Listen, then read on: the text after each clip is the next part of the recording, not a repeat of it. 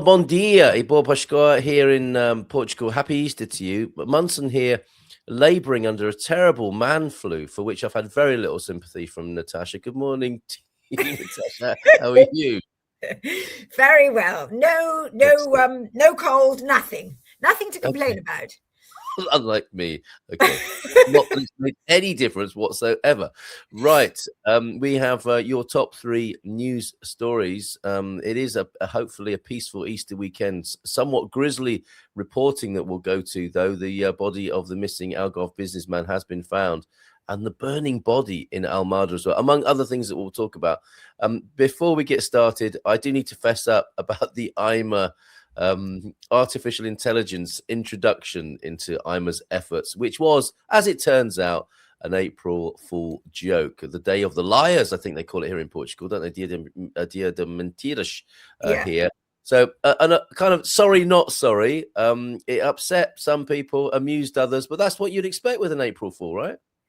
Exactly. I didn't realize it had upset people. Why were they upset? Because they thought that it was too serious a situation to joke about. It's like there are things you shouldn't joke about, and I think one commentator on the resident Facebook page, which we'll go to as well, for the massive 135-meter folar cake in just a moment, somebody said, if this is an April Fool, it's not funny.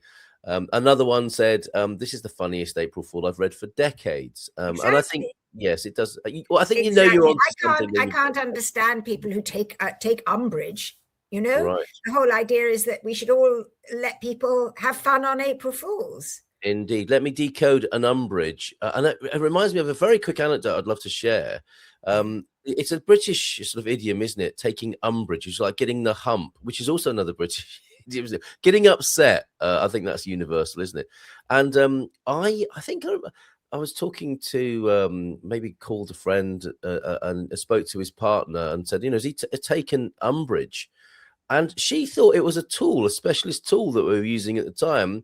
And sent a message to him, have you taken the umbrage? Carl wants to know if you've taken the umbrage. Anyway, we're not here to talk about such things. Very, very briefly, we will take a look at the 135 meters. Yes, it is. Let's bring this magnificent confection onto the screen by way of celebrating Easter. This is our resident Facebook page. Look, 135 meters of... Well, it's getting a chocolate glaze there by the look of it. How many eggs are going to be in this, Natasha? Wow, God knows. Maybe it says so in the article. Right. Okay. Well, thank you to Michael for this. Yeah, Michael does a lot of these stories. His head must be going, smashed up. Okay. Because he has to do also. There's also a time when they do the longest something else in Orléans. Okay, I can't remember what it is. Another food, presumably. It is. It's another cake or something. Oh, another cake. That's what it is. It's a Christmas. What's it called? Boloré. The boloré. So the folar. Yeah. There's one that they do that in Orléans. Okay. Well, if you want to have a look at 135 uniquely Portuguese 135-meter folar, there is the link for you. So on to more serious matters. Then, and we have been looking, and you've been reporting on some very serious crimes here in Portugal. First of all, we're reporting about his disappearance, but the body of this Algarve businessman has been discovered in scrubland near Lulé. What are you thinking about this, Natasha? Well, I mean, what I'm thinking is that it's very interesting because we are always being told, and we have just recently been told, that serious crime is down, and we're always told that there is absolutely no link with crime in Portugal and immigrants. And I think when people say immigrants, they think specifically, which is absolutely true, they are not involved in serious crime, with the Asian type of arrivals. But the trouble is if one concentrated on another nationality, you would see that there is an increase, because we actually had a chief of police from Brazil over not very long ago. I did a story on it. I don't know where it is now, but it's on the site somewhere. And he was trying to explain that there's a very active and very violent group of organized crime in Brazil called PCC, which is Primeiro Comando Capital. And he was over in Portugal not long ago to try and alert the authorities here to the cells of Primeiro Comando Capital that are very active now in Portugal. Really? And and they're very active also, and they're recruiting people in the jails, he was explaining. So all this is said, but at the same time, we're told the official narrative is that crime is not affected by outside influences. This particular case, this poor man, everybody involved in it is Brazilian, and it's horrible. And it appears to be that they literally went after him because he had access to money. He had money, and he had the keys to the safe of his smart restaurant, which is, he was managing the restaurant. It's not like he was the owner, but the poor man was forced to obviously give the codes or allow them to open the safe. They took all the money out. We're not told how much it was, but it was obviously a lot of money. And he appears to have been killed very shortly afterwards, but horribly violently. Yeah, on Friday, March the 13th. And you do, yeah, you do another, one of those days you when you wake up, you always think, oh, I hope today's not going to be awful. And in his case, it was absolutely dreadful. Good heavens. So around this issue then of Brazilian gang crime that we have been warned about then by a Brazilian officer. The Prime Minister recently gave some sort of speech in which he said, and he's right, Portugal is primarily an incredibly safe country. It's a wonderful, wonderful country. I mean, the thing is in certain areas and in certain environments, there is a criminal element, and Greater Lisbon has got huge problems, and this is where the burning body was found as well. The other story I kind of linked in with it all, because I presume and also you can't presume in these things, obviously it's something for investigators, but the fact that this body was just left smoldering in a very quiet area of Almada, which is not a borough that's known for being without crime, it does suggest gangland stuff, doesn't it?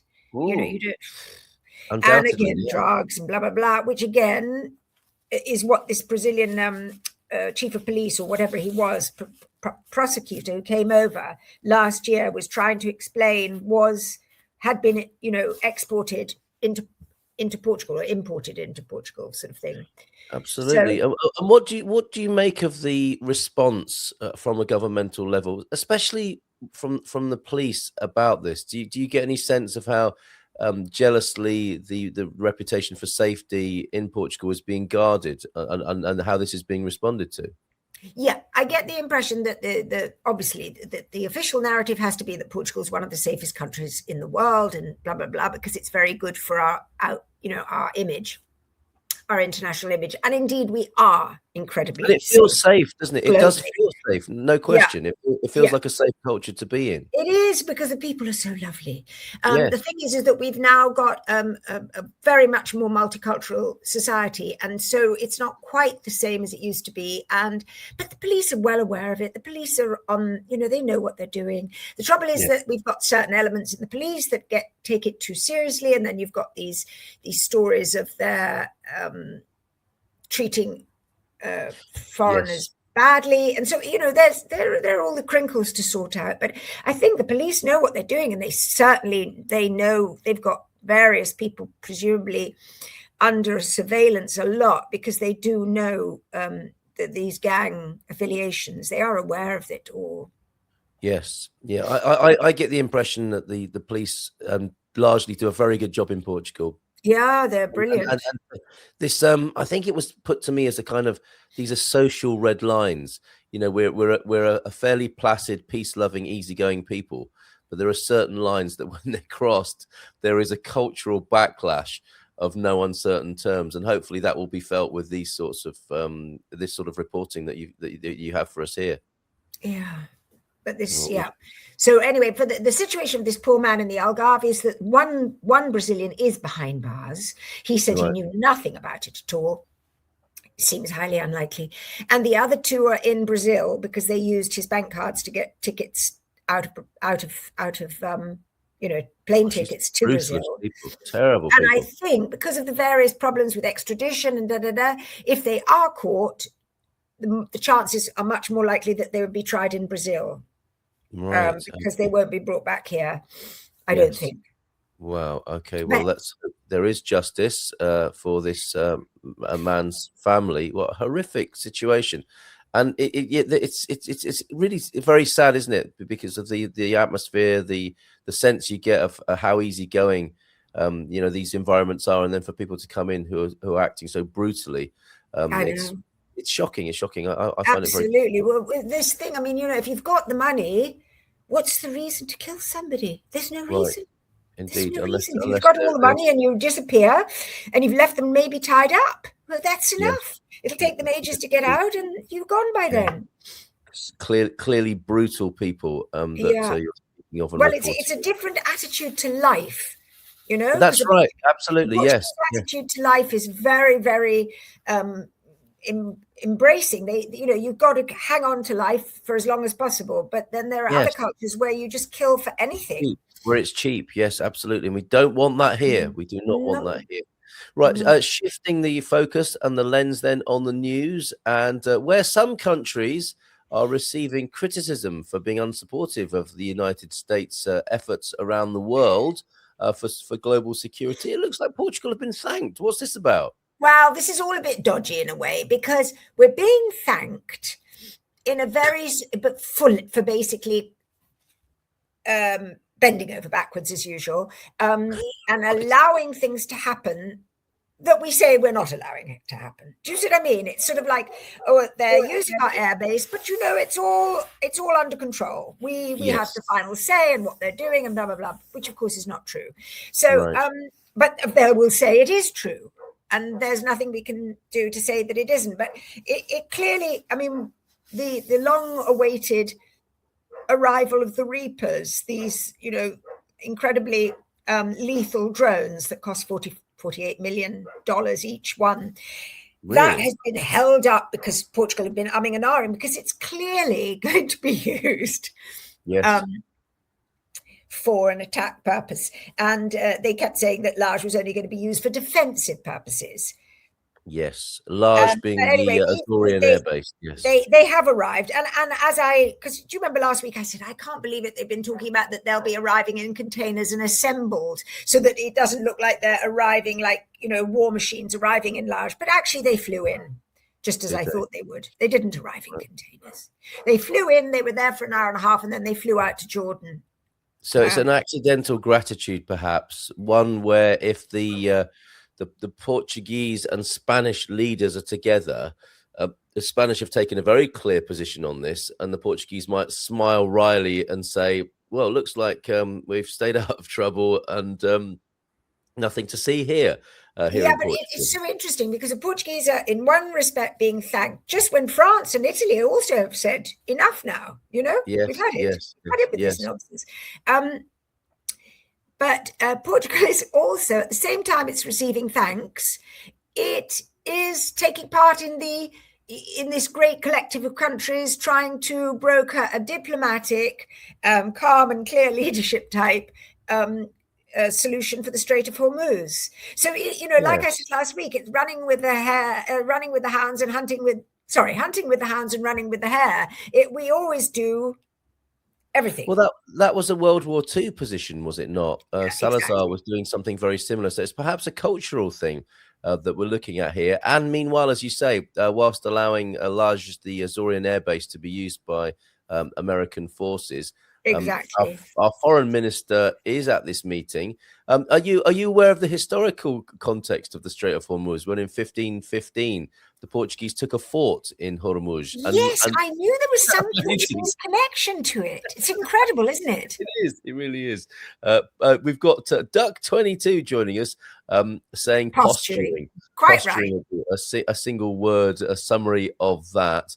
And to your earlier points, I've noticed a lack of situational awareness in Portugal, perhaps an innocence, a lack of streetwise or street wisdom, that seems to be changing. And Natasha, I like your glasses. Says that. How about that?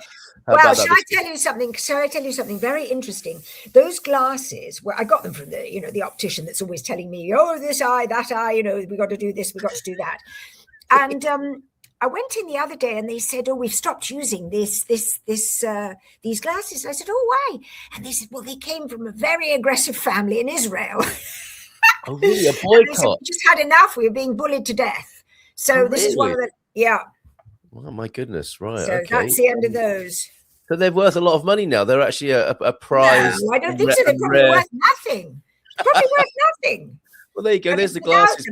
I'm fine with without glasses, but when I have to look at the computer, I definitely need them. Can't see a thing otherwise. Yes, indeed. We need rose-tinted glasses for looking at the computer these days as well. Yeah, I don't have that. Continuing with Portugal's possible posturing on the international stage then. This looks like one of Bruce's AI-generated images. It's actually real, I believe. Paulo Rangel today, as posted on social network X, who will continue to work in this and other multilateral platforms. Would you want to be the foreign minister of Portugal right now? I'd be very excited to be, but I don't think anybody else would be. No. Oh, okay. With what you're bringing to the party. Exactly. Because I'd probably say all the wrong things and I would have a great time. Yes, indeed. So what's the background here? What can we say about Paulo Rangel and his continued efforts? Very little. Okay. I think very little. I mean, we're as you say, as Duck 22, I think it was, said, it's posturing. Of course, we're posturing, but we're in there with the big boys, and we're sitting at the back. Yes. And we just put a picture up on X. What I thought was very interesting, though, when we in the story about receiving the thanks. Yes. And Rubio said something about, in the story, he says something about, we don't need, he was talking about NATO and how the Americans are going to have to reconsider this entire relationship. Yes. Because, he said, we don't need these bases. They're just there to defend Europe. And I thought, no, they're not. You need the bases in order to attack other countries. Yeah. So, they're all lying and it's just like we were saying last week. Everyone is lying. Oh dear, I've done that again. We've lost you in your glasses for a moment. No, there. You know what it was? Every now and again, because I'm wearing my glasses, I see this dust. I then try and clean it, and I do something to the computer, and it goes. Multitasking brilliantly there. You make a good point. We're not supporting NATO anymore. That has some consequences that presumably haven't been thought through in terms of bases. It's the most pathetic argument I've ever heard, because they do need the bases here. Right. Yeah. I mean, over Europe. We're not just talking about the Azores, are we? I mean, in UK, there's so many American air bases. What are they going to do? Exactly. Of course, they need the bases here. It's part of their influence, part of their, as they say, flexibility and everything else. So I think that very, mean-spirited comment about pulling out of NATO was just another of those empty threats, because they actually need it just as much. Yeah, very interesting. And I wonder if there will be a unilateral position ever on this, where a country with US air bases says, well, okay, fair enough, we'll have them back. You're not, you don't want us, we don't want you. That's fair enough.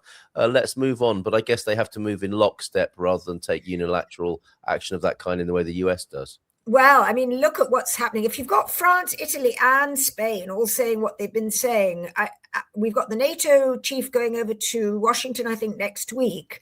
Yeah, I don't know. Things could change, and we could end up with a different type of, not a NATO, but it'll be something else. There's already something that started as a result of Ukraine, and I think it was called JEF or something, which was the Joint Something Forces.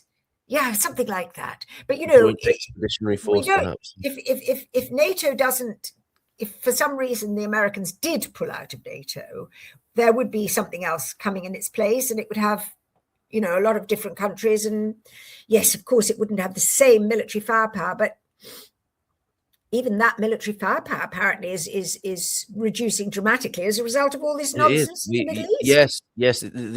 There's been an incredible exposure, awakening really to the truth of what we've been taking for granted for the last few decades. It's all happening in front of our eyes right now.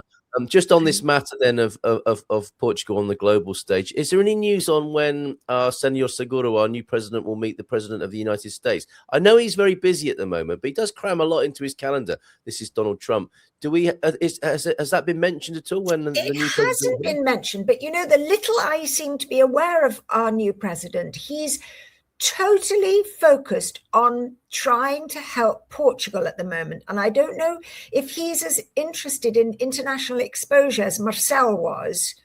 Interesting. So he's in, I don't in know his if he own is. way. I don't know, because I don't know enough about him. We haven't really seen enough of him. But whatever he's doing is completely focused on Portugal. Do you know what? He might be Mappa making Portugal great. Oh no, that would be Mapuga. But anyway, we'll work on that acronym. He might be Portugal first without saying it, without a big song and dance. I don't know. I mean, Portugal first. I don't know. Portugal first in what? No, I mean in terms of his intention, in terms of his job, putting Portugal first. Yeah, in his case, I think he will. I mean, he's totally focused on trying to make sure that all the promises that are given to people, particularly the people who lost so much in the bad weather, are actually fulfilled. Because, of course, that's another of the big problems. You know, everybody was told, oh, don't worry, this will happen, that will happen. Yeah. A lot of it hasn't happened. And he did say that would be first on his list, to make sure people are looked after. Well, I like the sound of that. The other theory, of course, is that he's working on his handshake at the moment. So when he does meet President Trump, he will follow in the footsteps of the great Marcelo, who pulled Donald Trump across his doorstep, didn't he, with a magnificent alpha male display? So maybe he's training for that. He talked about it too, didn't he? He talked about it in an interview where he said he had studied it and decided what he was going to do. Really? Okay. Yeah. Strategy. Yeah. Okay, very good. I'm looking forward to that meeting, I have to say. Yeah. Right, and let's move on to our your final news pick here, and it is the State Health Service waiting times. They're already lengthy, and they are set to double. We're not entirely surprised by this, are we? Well, I don't know. I found it really distasteful that they should do such a thing, because we're talking about people in their worst states of health. This is in oncology and in cancer cases and in cardiac cases, that they're doubling the time waiting for surgeries, and they're changing all the consultation things. I mean, obviously, yes, as I said in the last paragraph, because I've had a tiny little bit of exposure to this health service, when they tell you that these are the maximum waiting times, you often wait a great deal longer. Yes. Yeah, and that's what was so sad, that we've had to change like this, because in the old days there was this marvelous rule: you couldn't wait more than 9 months and you had to be dealt with.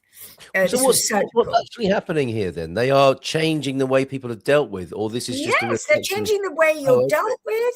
And if you've got to have surgery, no matter how urgent it is, it's twice the amount of time. So in some cases we're only talking a kind of if you're a very, very urgent patient, you could in the old days have been seen in 15 days, and there was a 72-hour window for the super urgent. The 72-hour window is gone, the 15 days is gone, and I think the closest you're going to be seen is 30. Otherwise, in other cases, it's 60. But I mean, if you've got something that is eating you away, or you're gasping, you're for air, you don't need to wait more.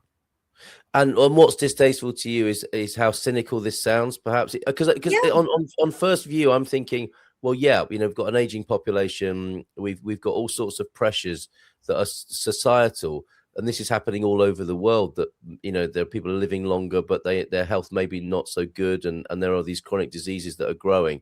It's not just that; it's a tinkering with how this is being reported that's not pleasant to you. I mean, when I saw the article and Yeah. I wrote it into, I put it into English, and then I put at the bottom that I presume now that the debate will start, because presumably some MPs will say, well, this is just disgraceful, but I haven't heard any debate. It may be that there's just too much happening. Yep, there is that. Yeah. There's too much happening, and then they're all politically, they're all involved in nominating people for the Constitutional Court and all kinds of things going on there. So, which is not interesting for our readers. But I just thought this whole thing of reducing the waiting time, extending the waiting times to make the health service somehow, I suppose, look better, because it wasn't failing so much because the waiting times had been extended, but it's not helping the people. And the thing is with cancer, Carl, is that people are getting cancers much more early these days. It would appear so. We're not talking about old people. Yeah. Talking about functional people. Well, hopefully another area that the president might take a look at as the exactly. That's what I was thinking. Yes. This is where, if you really had a president who's not so interested in international exposure, but actually wants to think about the country, this is another area where he'll presumably, he may try to exert some influence. Very good. Okay, you can keep in touch with what's going on, and Natasha's reporting on our homepage. The Portugal resident, Portugal resident, don't put the in there, the definite article. Put portugalresident.com and you will see our homepage. Do you have any special traditions yourself at Casa Donn for Easter? No, I think I've got one of my sons coming over with a load of meat to barbecue, so I've got to go and really clear up outside. Right. Easter I never took Easter that seriously. Oh, okay. It's never. I mean, it was just a great time to go to the beach, and have time off. Indeed. Okay, we all worship in different ways then. Clearly, another comment. Ooh, look at this guy saying, everyone gets cancer eventually. Medical science has found ways to discover it sooner. Yeah, maybe they do get cancer eventually. I don't know. Yes, I thought the last I had two grandparents that drank and they didn't get cancer. They died in the end. One died of drink, and I think the other had. Sorry to laugh. Well, yeah, no, but it's not funny because it's not often the cause of death these days, is it? On a certificate, like drink. But yeah, I understand your point. He did die of drink. His liver gave up. Yes. And then the other one, she was always, she was always being told, you must stop drinking and you must stop smoking. And her wonderful comment was, phooey on that. Because she'd got to 80-something, phooey on that. And so what happened in the end, she was making a load of marmalade and she did have a massive stroke. Wow. Perhaps, yes, what she would have wanted, making marmalade. Well, the amazing thing is the marmalade was all done. Right. Did you eat it? I think we all kept it and ate it. The last batch of marmalade made my grandma. How incredible. The things we discuss and hear about on the Resident Podcast News Review, and a somewhat cynical thought here as well, going alongside the comment about medical science finding ways to discover cancer sooner. This way they get you into the system sooner. It's good for profits. My goodness. Let's flip on that and go into the Easter weekend full of good Christian cheer and hope. For resurrection for us all. Thank you very much, Natasha. Have a wonderful Easter weekend. You too. Have a great time, and I hope your cold gets better. Oh, finally, a little bit of sympathy. I had to wait. I had to wait half an hour for that. Thank you very much. Because you announced it. Because you announced your cold. I took it very, I just didn't take it very seriously. Okay, point taken. Thank you very much. Take care. Bye for now. Ciao, ciao. Bye-bye.